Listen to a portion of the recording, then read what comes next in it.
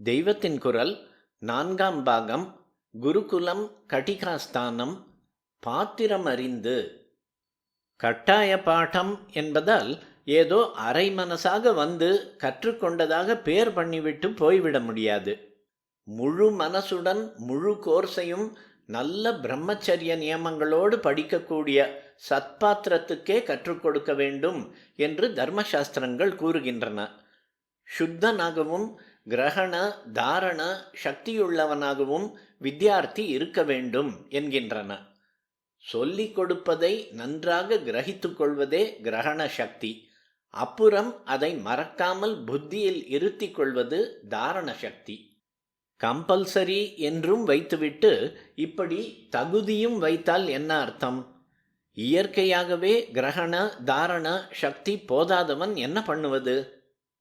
இதற்காகத்தான் முதலில் பிரம்மோபதேசம் என்று காயத்ரியை உபதேசித்து அப்புறம் வித்யாபியாசத்தில் விடுவது என்று வைத்தார்கள்.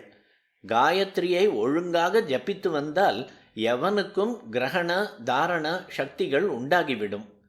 முறையாக காயத்ரி அனுசந்தானம் செய்யாததால் கிரகண தாரண சக்திகளை பெறாதவன், அசத்தாக இருக்கிறவன் ஆகியோருக்கு வித்தியை கொடுக்கக்கூடாது என்றும் அப்படிப்பட்டவர்களை சமூகத்திலிருந்து ஒதுக்கிவிட வேண்டும் என்றும் வைத்தார்கள். நல்ல விதையானாலும் ஊஷர பூமியில் உவர் நிலத்தில் விதைத்தால் வீணாகப் போவது போல் சத்வித்யையும் அசத்துக்கு உபதேசிக்கப்பட்டால் வீணாகும் என்று சாஸ்திரம் எச்சரிக்கிறது. இப்படி சொல்லி இருக்கிறது. யோக்கியத்தையுள்ள சிஷ்யன் கிடைக்கவே இல்லை என்றாலும் கூட ஒரு வித்வான் தன் வித்யையோடையே செத்தாலும் சாகட்டும். ஆனால் என்ன ஆபத்து வந்தாலும் அபாத்திரத்துக்கு மட்டும் அதை கற்றுக் கொடுத்து விடக்கூடாது. ஒரு கதை மாதிரி கூட சொல்லி இருக்கிறது.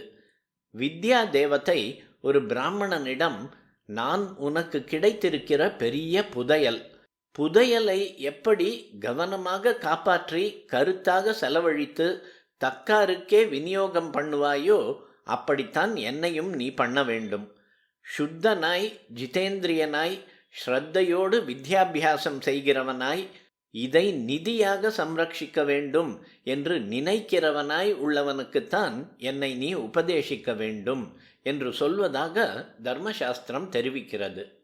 அக்கறையோடும் பக்தியோடும் கேட்காதவனுக்கும் தர்ம விரோதமாக வித்யையை பிரயோஜனப்படுத்தக்கூடியவனுக்கும் சொல்லிக் கொடுக்கவே கூடாது என்று மனு தர்மசாஸ்திரத்தில் இருக்கிறது. எல்லா தர்மசாஸ்திர கிரந்தங்களுமே பாத்திரம் பார்க்காமல் பணத்துக்காக வித்யையை கற்றுக் கொடுப்பவன் நரகத்துக்கு போவான் என்று ரொம்பவும் பயப்படும்படியாக சொல்லி இருக்கின்றன.